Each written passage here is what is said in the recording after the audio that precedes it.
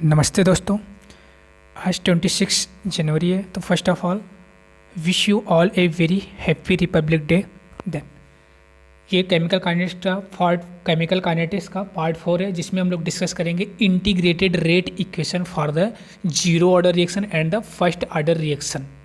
Okay, तो यहाँ पे हम लिख रहे हैं इंटीग्रेटेड रेट इक्वेशन या integrated rate law, integrated rate equation या integrated rate law, integrated rate equation या इंटीग्रेटेड रेट लॉ किस किस के लिए देखना है? For first order and zero order reaction के लिए। सेकंड ऑर्डर थर्ड ऑर्डर के लिए जनरल देखना है, सिलेबस में है नहीं है सेकंड ऑर्डर थर्ड ऑर्डर, नहीं नीट में है नहीं 12th में है। जीरो ऑर्डर रिएक्शन के लिए इंटीग्रेटेड रेट इक्वेशन देखनी है एंड फर्स्ट ऑर्डर रिएक्शन के लिए इंटीग्रेटेड रेट इक्वेशन देखनी है। आज हम लोग बात करेंगे जीरो ऑर्डर रिएक्शन की इंटीग्रेटेड रेट इक्वेशन, वो भी डिटेल में बात करेंगे। Okay, now zero order reaction, zero order reaction, what is the zero order reaction? ऐसी रिएक्शन जीरो ऑर्डर रिएक्शन होती हैं जिनका रेट ऑफ रिएक्शन, जिनका ROR rate of reaction does not depend upon initial concentration of reactant, does not depend upon initial concentration of reactant, initial concentration of reactant.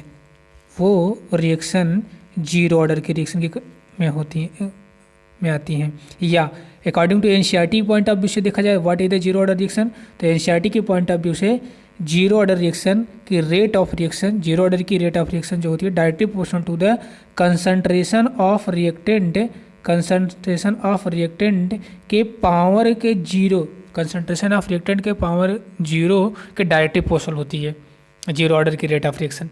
ये चीज़ हो गई, clear हुआ? Okay, now ध्यान देना, जीरो ऑर्डर की reaction uncommon होती हैं, मतलब उतनी कॉमन नहीं होती जितनी फर्स्ट ऑर्डर रिएक्शन होती है। जीरो ऑर्डर रिएक्शन अनकॉमन होती हैं और ये स्पेशल कंडीशन पे अकर होती हैं। Uncommon and occur at special condition. वो स्पेशल कंडीशन क्या है? Occur at special condition. वो स्पेशल कंडीशन वो आप यहाँ पे लिख रहे हैं, वो स्पेशल कंडीशन है some enzyme catalysed reaction occur on the metal surface. वो जीरो ऑर्डर रिएक्शन की कैटेगरी में आती हैं। वो स्पेशल रिएक्शन है enzyme catalysed reaction occur on metal surface. Enzyme catalysed reaction होनी चाहिए और कहाँ पे हो, कहाँ पे अकर हो ऑन मेटल सरफेस पर, अकर on metal surface, metal surface. अभी आप एनसीईआरटी में देखोगे तो दो मेटल सरफेस का यूज किया गया है, एक प्लेटिनम एक गोल्ड। मैं बता रहा हूँ अभी कहाँ अकर ऑन, यहाँ पे मैं अकर भी लिख देता हूँ, अकर ऑन मेटल सरफेस। एक बार फिर से ध्यान से देख लीजिए, जीरो ऑर्डर की रिएक्शन कैसी होती है? जीरो ऑर्डर की रिएक्शन अनकॉमन होती है। जीरो ऑर्डर की रिएक्शन कैसी होती है? अनकॉमन होती है, अकर होती है स्पेशल कंडीशन पे। वो स्पेशल कंडीशन क्या है कि एंजाइम कैटालाइज्ड रिएक्शन होनी चाहिए, फर्स्ट कंडीशन। सेकंड थिंग कि ये मेटल सरफेस, जो एंजाइम कैटालाइज्ड रिएक्शन है ये मेटल सरफेस पे होनी चाहिए। और मेटल सरफेस मेनली दो मेटल सरफेस का यहाँ यूज किया गया है एनसीईआरटी में। एक प्लेटिनम मेटल सरफेस पर, मेटल सरफेस पे एक रिएक्शन हुई है जो कि गैसियस अमोनिया की रिएक्शन है, and second gold metal surface पे रिएक्शन हुई है जो कि HI का डिसोसिएशन है। वो जीरो ऑर्डर की रिएक्शन होती हैं दोनों। ये चीज़ हो गई। अब यहाँ पे हम लिखते हैं एग्जाम्पल, यही एग्जाम्पल जो कि मेटल सरफेस पे हो रहा है। Example, first example, decomposition of gaseous ammonia, decomposition of gaseous ammonia on platinum metal surface. ये कंडीशन भी थी, मेटल सरफेस पे होना चाहिए एंजाइम कैटालाइज्ड रिएक्शन, तो जीरो ऑर्डर रिएक्शन। ये जीरो ऑर्डर रिएक्शन की एग्जांपल हो गई, पहला एग्जांपल। इसका रिएक्शन अगर हम लिखेंगे तो गैसियस अमोनिया हुआ, किस मेटल सरफेस पे हो रहा है? प्लेटिनम के मेटल सरफेस पे हो रहा है डिकम्पोजिशन इसका, और ये ब्रेक डाउन होगा N2 + 3H2 में। इसका बैलेंस कर दीजिए, यहाँ पे 2NH3 हो जाएगा। सेकेंड एग्जाम्पल,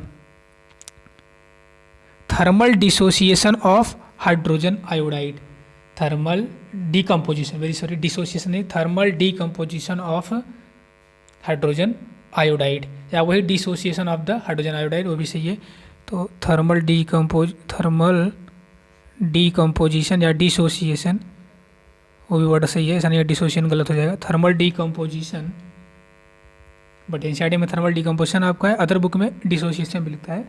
तो thermal decomposition of hydrogen iodide HI at gold surface, gold metal surface, इसकी रिएक्शन कुछ ऐसी HI का थर्मल डिकम्पोजिशन आप करवा देंगे तो वो भी रिएक्शन जो हो जाएगी जीरो ऑर्डर की रिएक्शन हो जाएगी। ये तो मेनली दो रिएक्शन तो याद ही होने चाहिए क्योंकि ये दोनों एनसीईआरटी में दे रखे हैं आपके। फर्स्ट एग्जांपल आपका ये याद होना चाहिए, decomposition of the gaseous ammonia on the platinum metal surface, platinum metal surface, और ये रही उसकी रिएक्शन जीरो ऑर्डर रिएक्शन की। और सेकंड एग्जांपल आपको याद होना चाहिए, thermal decomposition of HI at gold metal surface. Minimum दो एग्जांपल तो मेमोराइज होने चाहिए। तो थर्ड रिएक्शन जो कि reaction between the acetone and ammonia है, ये एनसीईआरटी के आउटसाइड का है तो आप इसको स्किप कर सकते हो। Reaction between acetone and ammonia ये भी जीरो ऑर्डर की रिएक्शन होती है। ऐसे और भी एग्जांपल जैसे absorption of the gas on the metal surface है तो नॉर्मल हो गया, एंड H2+Cl2 सनलाइट की प्रेजेंस में 2HCl बनाता है, ये भी जीरो ऑर्डर की रिएक्शन का एग्जाम्पल है। तो एग्जाम्पल हैं बट मेनली आपको ये दो एग्जाम्पल तो मेमोराइज होनी चाहिए, एक डिकम्पोजिशन ऑफ अमोनिया वाला, सेकेंड HI। अब आते हैं जीरो ऑर्डर रिएक्शन का डिफरेंशियल रेट इक्वेशन और इंटीग्रेटेड रेट इक्वेशन देखते हैं। जीरो ऑर्डर रिएक्शन का first of all differential rate equation देखेंगे, देन इंटीग्रेटेड। जैसे मान लीजिए जीरो ऑर्डर रिएक्शन है, कोई रिएक्टेंट ए है, प्रोडक्ट में कन्वर्ट हो रहा है, स्टार्टिंग टाइम इनिशियल टाइम पे रिएक्टेंट की कंसंट्रेशन ए है, प्रोडक्ट जीरो बना होगा, टाइम टी बीतने आफ्टर टाइम टी के बाद प्रोडक्ट एक्स बना होगा और रिएक्टेंट A-X बचेगा, लेफ्ट रह जाएगा। अब इसका हम अगर रेट लिखेंगे तो रेट ऐसा होगा माइनस dA/dt, जो कि rate of reaction is equal to क्या हो जाएगा, K concentration of reactant A, जो कि जीरो ऑर्डर रिएक्शन है तो पावर जीरो हो जाएगा, KA के पावर जीरो। और यही जो होता है आपका डिफरेंशियल रेट इक्वेशन, यही डिफरेंशियल रेट इक्वेशन है आपकी इस रिएक्शन के लिए, जीरो ऑर्डर रिएक्शन के लिए। और चूंकि एक आपको पता होगा किसी के पावर अगर जीरो लगा हुआ है तो उसकी वैल्यू होती है यूनिटी, यानी कि 1 होती है। फिलहाल ये कैसी इक्वेशन है, डिफरेंशियल रेट इक्वेशन है। नाउ अब देखिए यहाँ पे A के पावर जीरो है तो इसके इक्वल टू 1 है, तो यहाँ पे 1 पुटअप कर 1 रख सकते हैं A के पावर जीरो के स्थान पे, तो dA/dt is equal to K हो जाएगा, और A0 जहाँ पे है वहाँ पे आप 1 रख दोगे तो ये हो जाएगा क्या, इसको फर्दर सिंप्लीफाई करेंगे तो माइनस DA लेफ्ट साइड रह जाएगा, dt राइट साइड चला जाएगा तो KDT हो जाएगा, KDT हो जाएगा। अब इसको दोनों साइड में क्या कर देंगे, इंटीग्रेशन कर देंगे।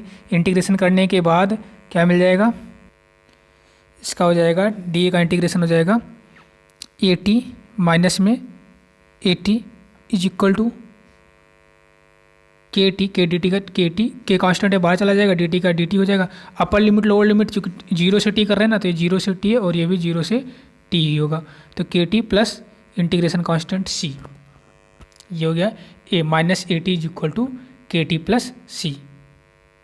अब यहाँ पे T is equal to zero पे इनिशियल जब रिएक्शन जब इनिशियल था, मतलब T is equal to zero पे रिएक्शन हो रही थी तो रिएक्टेंट का कंसंट्रेशन A था, तो यहाँ पे अगर हम T is equal to zero put up करें इस इक्वेशन में, इनिशियल कंसंट T is equal to zero पे, T is equal to zero पे AT कितना होगा, concentration of reactant AT A0 होगा, AT A0 होगा, तो AT की जगह पे क्या रख देंगे A0, यानी कि माइनस में A0 is equal to K time zero, T is equal to zero, T के स्थान पे zero, K equal to zero plus C, यानी C इज इक्वल टू क्या आ जाएगा, नेगेटिव में A0 आ जाएगा, नेगेटिव में A0, C is equal to जो कि इंटीग्रेशन C इंटीग्रेटेड कांस्टेंट है और A0 जो है इनिशियल कंसंट्रेशन है रिएक्टेंट की। अब इस C की वैल्यू को पुट कर देंगे इक्वेशन 1 में, यानी कि इस इक्वेशन में इस C की वैल्यू को उठा के पुटअप करेंगे इस इक्वेशन में minus AT is equal to KT plus C में, तो ये हो जाएगा इक्वेशन कुछ ऐसा, minus A T is equal to के T, C is equal to, C के स्थान पे माइनस ए नाट पुटअप कर देंगे तो माइनस ए नाट हो जाएगा, minus a naught, minus a नाट, ये इक्वेशन बन गया। Minus A T is equal to के टी माइनस ए नॉट। अब इसको ऐसे भी लिख सकते हैं हम, इसको फर्दर सिंप्लीफाई करके A T is equal to, A T is equal to A naught minus K T, A naught minus K T, इसी का सिंप्लीफिकेशन करके ये हो जाएगा, साइन रिवर्स हो जा रही है बस, ए नॉट पहले कर दिए माइनस के टी, ओके, और ये ए टी है, आई होप कि दिख रहा हो, ए टी है, ए टी, तो A T is equal to A naught minus K T, यही इंटीग्रेटेड रेट इक्वेशन है, यानी इंटीग्रेटेड, यही है जीरो ऑर्डर रिएक्शन के लिए integrated rate equation, integrated rate equation. अब क्या करिए, ए नॉट को लेफ्ट साइड में लाइए, इस ए नॉट को लेफ्ट साइड में लाएंगे तो क्या हो जाएगा, A T minus A naught is equal to के टी, ए नॉट को लेफ्ट साइड में लाएंगे तो ए टी इधर आएगा तो minus A naught is equal to के टी हो जाएगा, इज इक्वल टू के टी हो जाएगा, और A T minus A naught equal to के टी आ गया। अब यहाँ पे के इक्वल टू क्या आ जाएगा, के इक्वल टू आ जाएगा, k equal to A T minus A naught, a T minus A naught upon T, a T minus A naught upon t, okay. और A T minus A naught को क्या है, ऊपर वाले reaction में आप देखिए, ऊपर रिएक्शन, और मिनट, ये रही ऊपर वाली reaction, A T minus reaction यहाँ पे A T minus A not, यानी कि ए माइनस एक्स, यानी कि आप इसको अगर एक्स को क्या करेंगे, एक्स को ए टी लिखेंगे, a T minus A naught, यही आपका क्या है, x, x is equal to A T minus A naught, okay. एक मिनट, a T minus A naught ये निगेटिव में तो है ना, ये निगेटिव के टी है, यहाँ पे थोड़ा सा एक करेक्शन करना पड़ेगा, ये निगेटिव में के टी है, ओके, वेरी सॉरी, ये के टी निगेटिव के टी। अब इसको आप उल्टा करेंगे ज़रा, इस चीज़ को तो उल्टा करके लिखेंगे आप, थोड़ा बड़ा करते हैं, हाँ, तो इसको रिवर्स कर दीजिए तो निगेटिव पॉजिटिव हो जाएगा, मतलब a naught minus A T is equal to के टी। अब सही है, अब उस रिएक्शन से आप मैच कर देंगे जो भी नहीं मैच हो रहा था, a naught minus A T, A naught minus A t equal to के टी, ये a naught minus A t equal to आपका एक्स यहाँ पे मान लेंगे आप, मीन्स अब यहाँ पे आप सिंपल सा A naught, first of all तो टी इज इक्वल टू लिखिए आप, K is equal to A naught minus A T upon T, A naught minus A T आप एक्स कर लीजिए तो एक्स अपॉन टी, या एक्स इज इक्वल टू क्या आ जाएगा, के टी। ये जीरो ऑर्डर रिएक्शन के लिए आपकी इक्वेशन हो गई। अगर के पूछ रहा है तो एक्स अपॉन टी करना है, यानी कि initial concentration minus final concentration upon time करना है, ओके, तो आप यहाँ से निकाल देंगे। और अगर इंटीग्रेटेड इक्वेशन जीरो ऑर्डर के लिए पूछ रहा है तो ए टी बराबर A naught minus K T, ये इंटीग्रेटेड रेट इक्वेशन हो गई, A T is equal to A naught minus K T. अब इसी इंटीग्रेटेड रेट इक्वेशन से आप यहाँ पे ग्राफ खींचेंगे, यानी कि A T is equal to A naught minus K T से। यहाँ पे मैं यहाँ फर्दर एक इंटीग्रेटेड इक्वेशन दोबारा लिख रहा हूँ, A T is equal to A naught minus K T, Y बराबर एम एक्स प्लस सी से कंपेयर करेंगे। अगर हम वाई एक्सिस और एक्स एक्सिस पे ग्राफ खींचें, एक्स एक्सिस पे टाइम ले लें, ये एक्स एक्सिस पे टाइम हो गया, वाई एक्सिस पे concentration of reactant at time T ले लें, ए टी ले लें, तो ग्राफ क्या आ जाएगा, जो ग्राफ का स्लोप आएगा वो निगेटिव क्या आएगा। जब निगेटिव स्लोप आता है तो लाइन ऐसे रहती है, थीटा मोर देन 90 डिग्री रहेगा, तो जो टेन थीटा स्लोप आएगा निगेटिव में आएगा, यानी इसका स्लोप जो आएगा वो टेन थीटा स्लोप जो आएगा वो क्या आएगा, माइनस के आएगा। जीरो ऑर्डर रिएक्शन के लिए ग्राफ हो जाएगा, जीरो ऑर्डर रिएक्शन के लिए ग्राफ हो जाएगा। आपके एनसीईआरटी ने ग्राफ बना के दे रखा है, तो वहाँ से आप चेक कर सकते हैं। तो ये आपका हो गया जीरो ऑर्डर रिएक्शन के लिए। अब इस पर हम थोड़ा सा न्यूमेरिकल देखेंगे जीरो ऑर्डर रिएक्शन का, उसके बाद नेक्स्ट पार्ट में फर्स्ट ऑर्डर रिएक्शन करेंगे। चलिए ये रिएक्शन, ये क्वेश्चन देखिए, ये क्वेश्चन है नीट 1996 का क्वेश्चन, सिंपल सा जीरो ऑर्डर रिएक्शन का क्वेश्चन है। पूछा है plot of the concentration of the reactant versus time for a reaction is straight line with the negative slope the reaction follow as. अभी just हम लोग देख के आ रहे हैं, अगर हम concentration of reactant and time के बीच में ग्राफ खींचें, concentration of reactant and time के बीच में ग्राफ खींचें और उसका ग्राफ का जो स्लोप आए वो नेगेटिव आए, ग्राफ का स्लोप कैसा है, negative slope, straight line negative slope आए, तो वो क्या होता है, वो ग्राफ किसका था, नेगेटिव के आ रहा था, ये ग्राफ था जीरो ऑर्डर रिएक्शन का। तो यही इन्होंने लैंग्वेज में पूछ रखा है, सिंपल सा, इसका आंसर हो जाएगा जीरो ऑर्डर रिएक्शन। तो ऐसे सिंपल से क्वेश्चन है। अगेन ये क्वेश्चन एक और ट्राई करती है, सिंपल सा क्वेश्चन ये भी है, नीट APMT 2012 का है। In a zero order reaction for every 10 degree centigrade rise of the temperature the rate is doubled if the temperature increase from 10 to 100 degree centigrade the rate of reaction will become. ये तो simple सा हम लोग part number है इसके previous part में, part 3 में discuss कर चुके हैं कि पर degree centigrade every 10 degree centigrade temperature increase करने पर रेट ऑफ रिएक्शन 2 से 3 टाइम इंक्रीज हो जाती है। ओके, तो 10 से 100 डिग्री सेंटीग्रेड इंक्रीज किया गया है जीरो डिग्री रिएक्शन को, तो रेट ऑफ रिएक्शन क्या हो जाएगी, 2 टाइम इंक्रीज होगी पर 10 डिग्री सेंटीग्रेड पे। और ट्रिक क्या था, 2 की पावर n की वैल्यू कैसे निकालेंगे, upper temperature minus lower temperature upon 10, upper कितना है 100, लोअर कितना है 10 अपॉन 10, 100 माइनस 10 90 अपॉन 10, यानी n की वैल्यू कितनी आ जाएगी, n की वैल्यू 9 आ जाएगी, 2 के पावर 9 कर देंगे तो कितना आ जाएगा, 2 के पावर 9 करने पर 512 आ जाएगा, 512 यानी कि ऑप्शन नंबर बी करेक्ट हो जाएगा। सिंपल सा था ये सेकंड क्वेश्चन। एक चीज़ छूट गया है, एक चीज़ यहाँ पे कर देते हैं, unit of the order of reaction, unit of zero order reaction, क्योंकि जीरो ऑर्डर रिएक्शन ये भी हुई है, first order reaction next part में होगा। Unit of the zero order reaction, zero order reaction की यूनिट क्या हो जाएगी, तो यूनिट हो जाएगी जो जीरो ऑर्डर रिएक्शन की होगी वो होगी मोल पर लीटर पर सेकेंड, मोल पर लीटर पर सेकेंड। कैसे आया, नॉर्मल फार्मूला याद है यूनिट निकालने का, कोई भी ऑर्डर रिएक्शन हो, मोल पर लीटर की power 1 minus n and second inverse. तो n इज इक्वल टू 0 रखेंगे इस जनरल फार्मूले में हम लोग, मोल पर लीटर के पावर 1 माइनस n में n is equal to 0 put up करेंगे, यहाँ n के स्थान पे 0 पुटअप कर देंगे तो क्या आ जाएगा, मोल पर लीटर पर सेकेंड देते होगा, ये चीज़ आपकी हो जाएगी जीरो ऑर्डर रिएक्शन के लिए unit.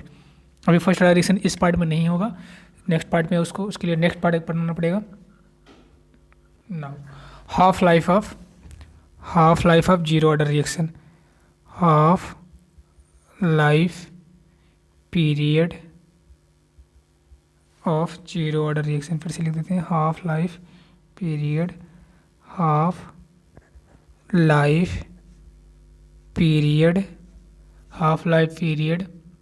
For zero order reaction,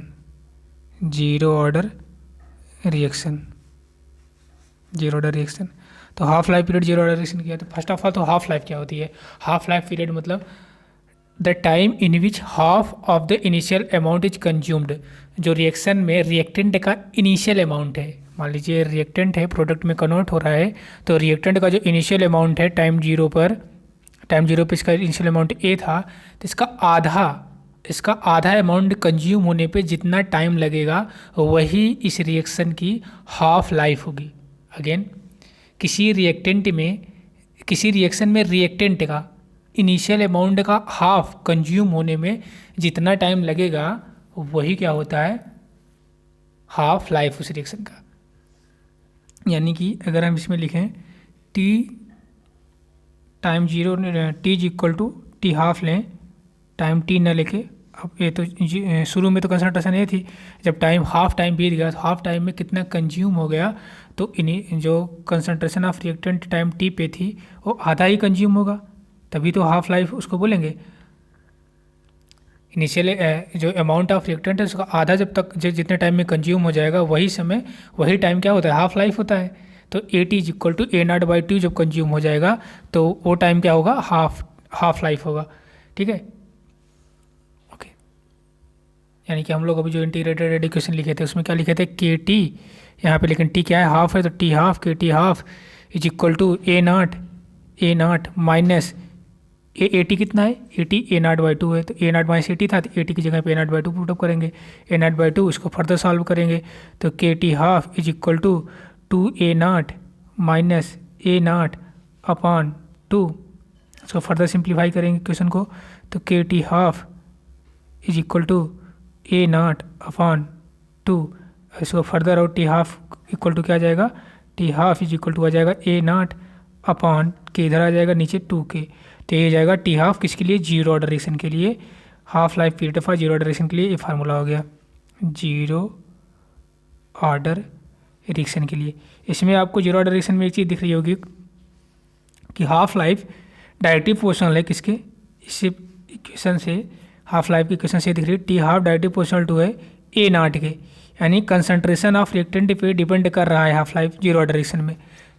और रेट कांस्टेंट के, रेट कांस्टेंट तो कांस्टेंट होता है लेकिन उसके क्या है, इन्वर्सली प्रोपोर्शनल आ रहा है ना, बट तो ये कांस्टेंट वैल्यू है। तो हाफ लाइफ ओनली डिपेंड करती है किस पे, हाफ लाइफ डिपेंड करती है कंसंट्रेशन ऑफ रिएक्टेंट पे, वो कैसे, डायरेक्टली प्रोपोर्शनल डिपेंड करती है।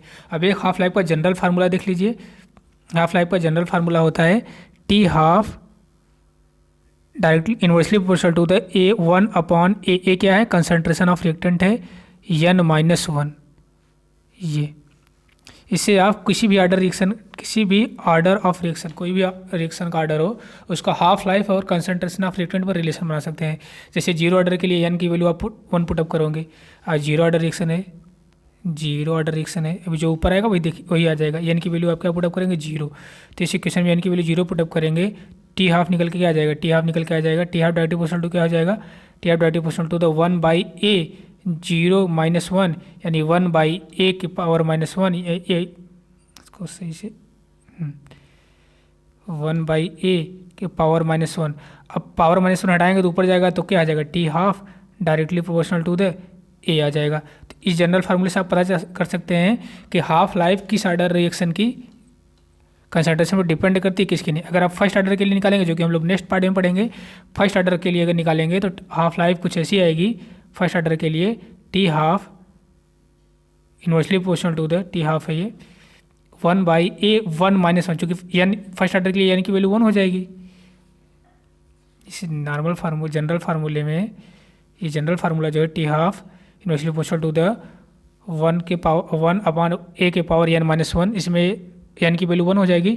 तो टी हाफ जो है फर्स्ट ऑर्डर रिएक्शन में कंसंट्रेशन पे डिपेंड करता ही नहीं है, इंडिपेंडेंट ऑफ कंसंट्रेशन होता है, इंडिपेंडेंट ऑफ कंसंट्रेशन होता है। लेकिन half life first order reaction में जो होती है वो कंसंट्रेशन ऑफ रिएक्टेंट पे डिपेंड नहीं करती है in the case of first order reaction में। लेकिन जीरो ऑर्डर रिएक्शन में half life concentration of reactant के डायरेक्टली प्रोपोर्शनल होती है, कंसंट्रेशन ऑफ रिएक्टेंट के डायरेक्टली प्रोपोर्शनल होती है, जैसा कि आप फार्मूले में देख रहे हैं t half is equal to a naught upon two k है, ये t half is equal to a naught upon two k है। जबकि रेट ऑफ रिएक्शन जो होती है जीरो ऑर्डर रिएक्शन में वो कंसंट्रेशन ऑफ रिएक्टेंट पे इंडिपेंडेंट होती है, यानी कि डिपेंड नहीं करती है। तो इसी ध्यान देना है आपका। ओके, आप ग्राफ देख लीजिए इसी इक्वेशन से। अगेन यहाँ पे हम इक्वेशन लिख रहे हैं t half is equal to zero order के लिए लिख रहे हैं, जीरो ऑर्डर के लिए हाफ लाइफ होती है T half is equal to a naught upon two k, a naught upon two के। ये तो टी हाफ हो गया, लेकिन अगर ये टी 100 लिखें तो क्या होगा, ए नाट अपॉन टू के इंटू टी टू करना पड़ेगा, क्योंकि ये 50% है, इसको ऐसे भी लिख सकते हैं t 50%, t 50% is equal to a naught by two k है। टी 100% कितना हो जाएगा, टी 100% ए नाट टू से टू कट जाएगा, ए नाट अपॉन के आ जाएगा। ये है किसके लिए, जीरो ऑर्डर के लिए। ये सब जीरो ऑर्डर की बात हो रही है, यानी कि अगर हम यहाँ पे के इज इक्वल टू लिखना चाहेंगे, के इज इक्वल टू लिखेंगे ए naught upon T 100%, a naught upon T, A naught upon T. अब अगर हम ग्राफ खींचें टी हाफ और ए नाट में, तो टी हाफ और ए नाट डायरेक्टली प्रोपोर्शनल है ना, तो टी हाफ और ए नाट पे ग्राफ खींचे, ए नाट एक्स एक्सिस पे, टी हाफ वाई एक्सिस पे, तो लीनियर ग्राफ आएगा, क्योंकि t half directly proportional to the zero order के लिए, जी ये जीरो ऑर्डर के लिए है ए naught for zero order, for zero order. Okay, और जबकि अगर हम खींचें किसके लिए, रेट और कंसंट्रेशन के लिए खींचें, तो रेट कंसंट्रेशन पे डिपेंड नहीं करती है, कंसंट्रेशन के साथ चेंज नहीं होता है, रेट कांस्टेंट बना रहता है rate for zero order reaction में। तो ऐसा कुछ ग्राफ आएगा। ये कंसंट्रेशन और रेट का ग्राफ है जीरो ऑर्डर के लिए, जीरो ऑर्डर रिएक्शन के लिए। तो ये चीज़ हो गई, ग्राफ हो गया जीरो ऑर्डर रिएक्शन का, टाइम पीरियड और कंसंट्रेशन ऑफ रिएक्टेंट पे, रेट और कंसंट्रेशन ऑफ रिएक्टेंट पे, हाफ लाइफ हो गई A0/2 के, और उसके बाद इंटीग्रेटेड रेट इक्वेशन हो गया। इंटीग्रेटेड रेट इक्वेशन था क्या, AT is equal to A0 minus KT, याद रहेगा AT is equal to A0 minus KT। इस पर न्यूमेरिकल देख लिया जाएगा। अच्छा, न्यूमेरिकल एक दो तो हम लोग देख चुके ही हैं नीट का। ये भी क्वेश्चन पूछ चुका है, इसकी यूनिट क्या है। जीरो ऑर्डर रिएक्शन के लिए, जीरो ऑर्डर रिएक्शन के लिए यूनिट क्या होगी, रेट ऑफ रिएक्शन की, सॉरी रेट कांस्टेंट की। तो रेट ऑफ रिएक्शन की तो मोल पर लीटर पर सेकंड ही होती है, लेकिन रेट कांस्टेंट की यूनिट बदलती जाती है जैसे ऑर्डर बदलता जाता है। तो जीरो ऑर्डर रिएक्शन के लिए रेट कांस्टेंट की यूनिट जो होती है वो होती है मोल पर लीटर पर सेकंड। मोल पर लीटर पर सेकंड क्वेश्चन पूछ चुका है, नीट में ही पूछा है। तो ये सब चीज़ें आपकी हो गई। देखिए ये क्वेश्चन है JEE Mains 2019 का, क्वेश्चन रीड करिए आराम से, एकदम सिंपल सा क्वेश्चन है। अभी जस्ट हम लोग ग्राफ डिस्कस किए हैं। The given plot represent the variation of the concentration of reactant R with time for the two different reaction first and second respective order of the reaction.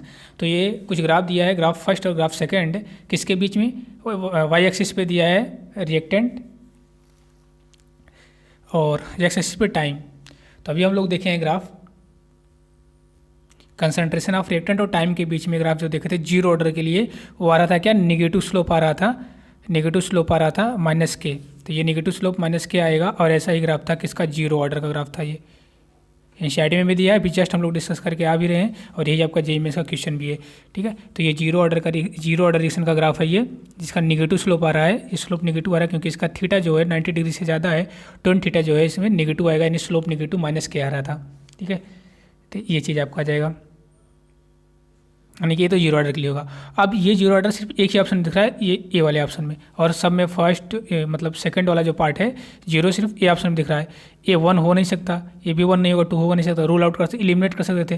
First order कल हम लोग ये पढ़ेंगे, तो ये graph कैसे आता है नेगेटिव ऐसे ln r और टाइम के बीच में, वो कल देखेंगे जब फर्स्ट ऑर्डर रिएक्शन डिस्कस करेंगे। फिलहाल ये क्वेश्चन आपको जीरो ऑर्डर से था, तो ये आप देख लीजिए, यानी कि इसका ए ऑप्शन करेक्ट हो जाएगा।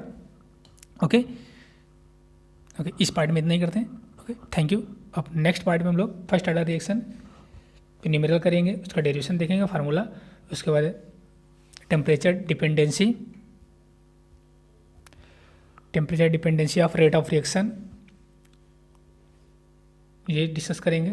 लास्ट में कॉलेजन थ्योरी है, कॉलेजन थ्योरी जो कि बोर्ड में रिड्यूस कर दिया, बट उसको भी रीड करना है नीट के पॉइंट ऑफ व्यू से, JEE Mains के पॉइंट ऑफ व्यू से, बट बोर्ड में वो रिड्यूस कर दिया गया है, तो बोर्ड वालों की मर्जी है। ओके, तो फिलहाल इसमें इतना ही करते हैं। Okay, thank you.